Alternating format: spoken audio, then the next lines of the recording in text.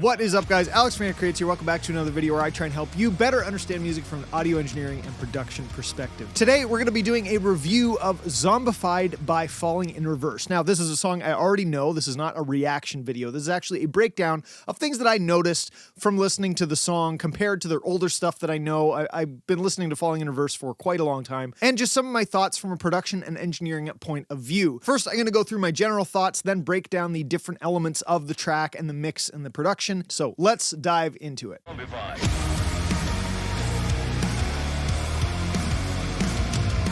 So I have actually been listening to RONNIE since the Escape the Fate days and since the beginning of Falling in Reverse. Now, I have to admit that I was not a huge fan of Falling in Reverse when they first came out. However, I really enjoyed some of their most recent work, especially Zombified. So this is their latest track, and I actually really like it. From a production and engineering standpoint, it sounds absolutely incredible. Now, this track is much more rock and dark compared to some of their other stuff, most of their other stuff, frankly, in my opinion. It's got a heavier riff. It doesn't have a lot of lead guitars. He's doing a lot of singing and really big, cool vocal stuff, which I'll talk about in a minute. But he doesn't really do any of his rapping that he does in a lot of other tracks. Even the kind of stuff that he did in Popular Monster, which was still rapping, not like he used to do it in the previous older records, but it still was more rapping than this track, which is mostly singing and doing his big vocal productions, which is really cool. Now, from the guitar standpoint, it doesn't have a lot of lead guitars. It's just a really solid rhythm guitar with a bang and riff, which is super awesome. It really holds down the track. It doesn't have a lot of guitarmonies, which is a technical term, and it doesn't have a lot of that, and it doesn't have a lot of overt synths. There's not a lot of over-the-top piano or synthesizer sounds in this track overall. They're definitely there. They're definitely still layered in there, but there isn't that kind of buzzy synth over the top that they have in songs like Drugs or Losing My Mind or those kind of things. Even in Popular Monster, there was more of that synth aspect to it and the digital sounding stuff, vocal glitching effects, that kind of thing. But in this track, it's a lot more simple in that regard. It's more about the song and the melodies and the riff than it is about these other sounds surrounding it. There's not really any vocal glitching effects. Everything sounds more natural, so to speak. There isn't really chopped up vocals and that kind of thing. And personally, this is a style of production that I really like. I like this one better than most of the other tracks. Now, I absolutely love Popular Monster as well. That was a great track when that came out. Although I did like Losing My Mind, Losing My Life, and Drugs before that. The previous records before that, while they were good and I enjoyed them, I didn't really gravitate towards them to listen to them a lot. Whereas Zombified and Popular Monster, they're on my phone. I listen to them quite a bit. So you can tell that personally, I really enjoy the place that Falling in Reverse is going and how RONNIE has developed as a songwriter. To me, this track shows a different side of RONNIE's writing, although it's got a lot of the classic RONNIE writing aspects to it and the really well-crafted song dynamics and structure and a really banging chorus, and really the melodies are just absolutely amazing, and the way that he uses his voice is stunning. So he's still got that going, but the song overall feels a lot more cohesive and like a full thought-through song that the whole production really works very well to. Popular Monster had the same kind of vibe, but this just brings it to a whole nother level to me. Now, I'll talk about the vocals more in a second because that's a really interesting aspect of it, but first I want to just talk about the drums and the bass and the guitar. So first off, the drums. They were done by Luke Holland, and frankly, they just sound amazing. The kick and snare are really solid, right in your face, right in the middle of the mix, and just never waver. They really hold down the center of the mix. The drum parts themselves are really nicely crafted. They're not overly show-offy, but they still have their moments where you can really hear the Luke Holland effect, I guess you could say. And Luke Holland is a phenomenal drummer, and he knows how to craft a great drum track in terms of he doesn't have to show off. He's a solid drummer, and he knows it, and so does everybody else. So the little moments that he has in there really accentuate that, but not take over the track and make it sound like, oh yeah, it's Falling in Reverse with Luke Holland. Oh yeah, I can hear that. It's not. It's about the song, and he did a really nice job with that. The drum mix was very interesting to me. To me, the cymbals were a little bit lower than they could have been. They weren't really overtaking it, considering cymbals are very loud in a real drum kit. So they were a bit low in the mix to me. They still actually, they fit really nicely, but to me, they were a bit low. The kick and snare, they were solid. The toms were not very wide, actually. Most of the tom stuff was all very center focused. It was very in the middle. All the tom fills didn't really wrap around your head, which to me was very interesting. and not really typical, not the kind of thing that I would mix. I like wider toms, I like wider drums for the odd drum fill, especially the amount of drum fills that they had weren't overtaking anything, so it didn't really matter, but they did keep it very narrow in that sense. That being said, the overheads still, although they were low in volume, they still encompassed the whole thing, and the drums still held their weight in the track. Now, the bass guitar, there's not really much to say about that one. The parts were great, the placement of it was great, it didn't stand out, it just kind of held it down, held down the bottom end of the guitars. Now, going off of that, the rhythm guitars, like I said, there was not really a lot of guitarmonies. There wasn't a lot of lead guitar stuff, and frankly, I'm hard-pressed to think of a lot that I would consider a lead guitar part. Most of it was rhythm, most of it was that really great riff and really solid rhythmic aspects, a lot of stops and different things to give it some interest, but it was all about that rhythm tone. And the rhythm tone is, to me, one of the best rhythm tones I've ever heard on a Falling in Reverse track. And this goes along with the whole mix, but to me, it was a really solid, thick, big guitar sound overall. It was wide, it didn't really take over, but it was still clear and aggressive without getting in the way of the vocals and the drums and everything else. So that left lots of room for Ronnie to do his thing, which I'll talk about in a second. But overall, the guitar tone was just really solid and didn't distract from anything. It was there when it needed to be there and kind of sat back in the mix when it needed to just kind of be a rhythmic part behind Ronnie doing his thing. Then the breakdown comes in and that it's just heavy as all get out, which is great. Super solid. A nice play between the guitars, the bass, and the drums. They're all really holding down the rhythms and the same rhythms,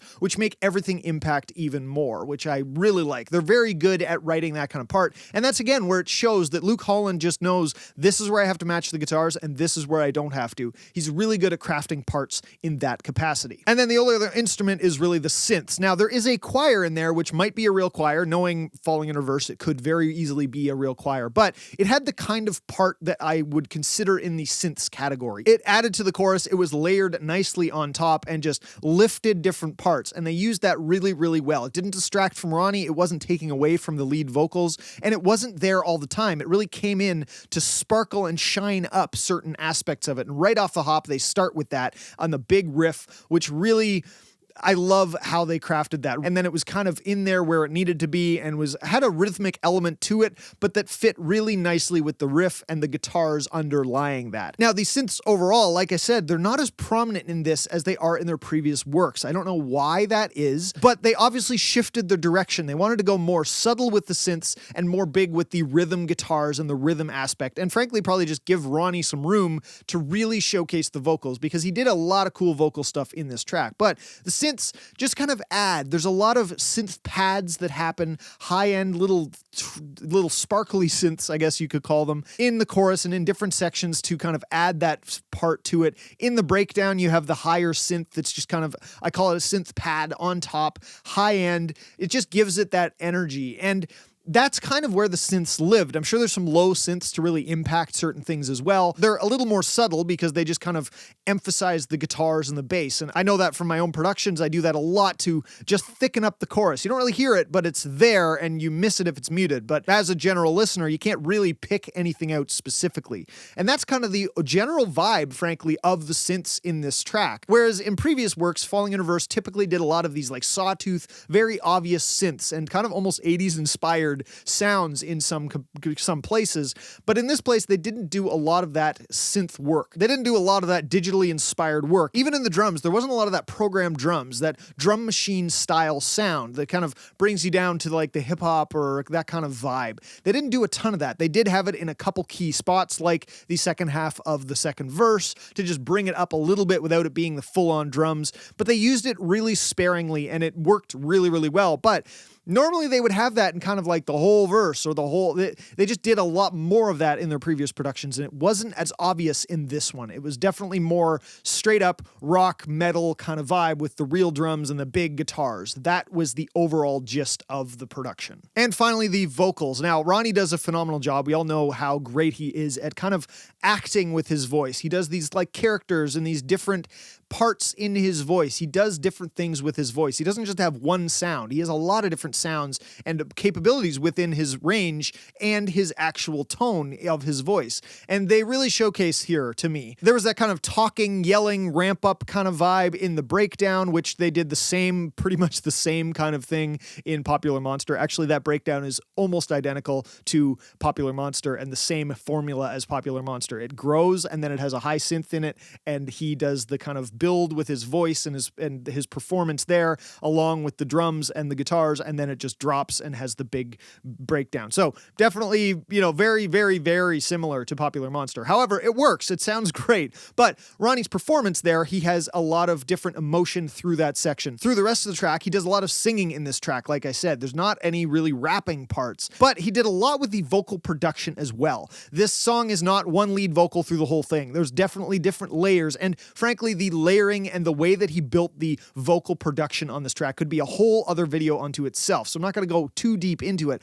but if you really pay attention to where there is a lead vocal, where there are doubles and triples and harmonies, and they're panned out to the side, and where they come into the center, they really monoed the vocal in the little breaks before something pops off with a bunch of layers, and that really makes it impact. Whereas the verse has more of a lead vocal with key lines being emphasized by doubles and triples or harmonies that are doubled and widened out. It's definitely a wide mix in that regard, but it works really well. The other thing that I noticed, along with probably everybody else, is those big Ronnie choir moments. There's one on Zombified and Welcome to America.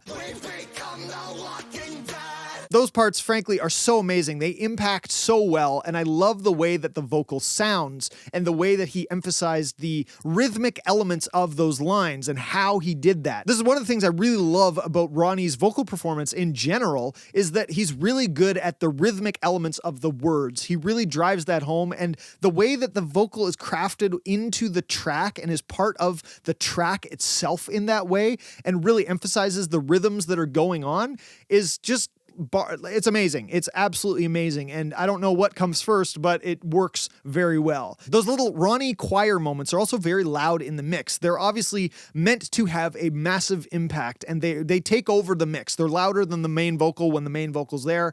They're not really a main vocal, although there still is. This was mixed very, very well in that regard. There's still a main vocal with a bunch of layers around it, but that whole section is just louder. You'll notice if you listen to it, the vocal in the verse is a little bit more in the track. It's not on top of the track, and then that part just hits massively on top of the track. It overtakes the track, but they also take everything away in those sections. There's not a ton of other things happening, so it has even more impact because the track goes silent, so to speak, and the vocal really sticks out for that section, and then it comes back in. This is what I'm talking about, the rhythm. They made that a rhythmical element in the rhythm of the song in that sense. It really hits hard in that way. So overall, I would just go through and listen to the track and listen to only the vocals and really see how he's crafting the vocals and the vocal performance along with the vocal layering and production. There's so many different layers that come in and go out, and counter melodies and counter lines and harmonies and all sorts of stuff. He really does a good job of crafting that and having it grow through the song. He's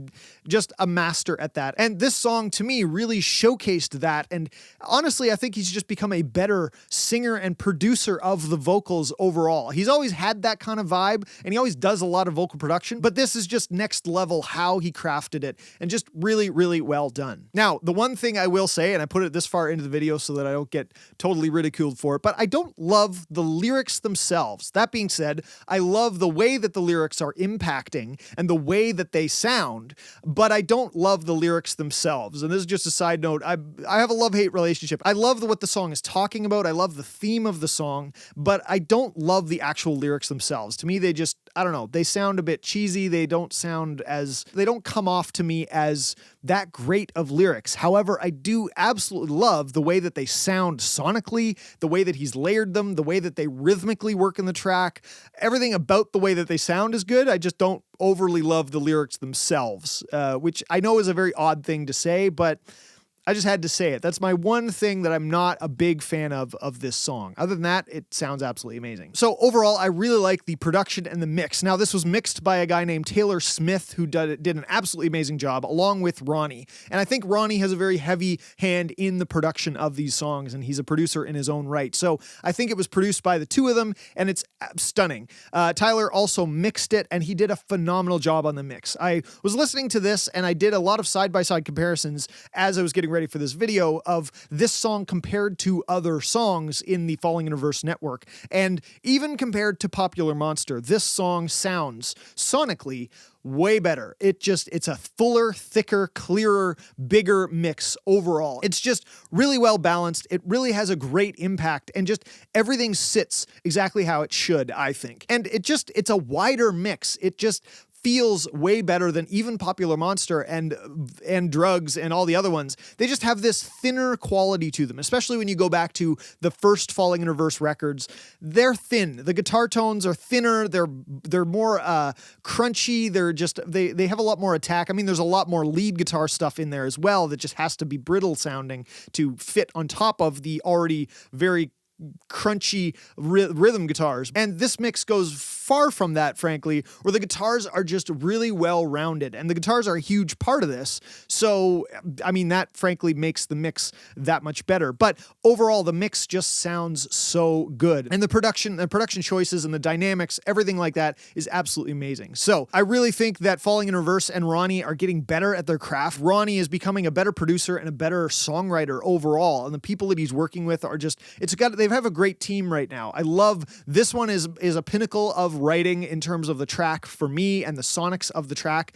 This is really, really good, and it's their best work yet. I also do really like Popular Monster, and I was a big fan of Losing My Mind and Losing My Life and Drugs. Those were great tracks, and I think they were leading to this.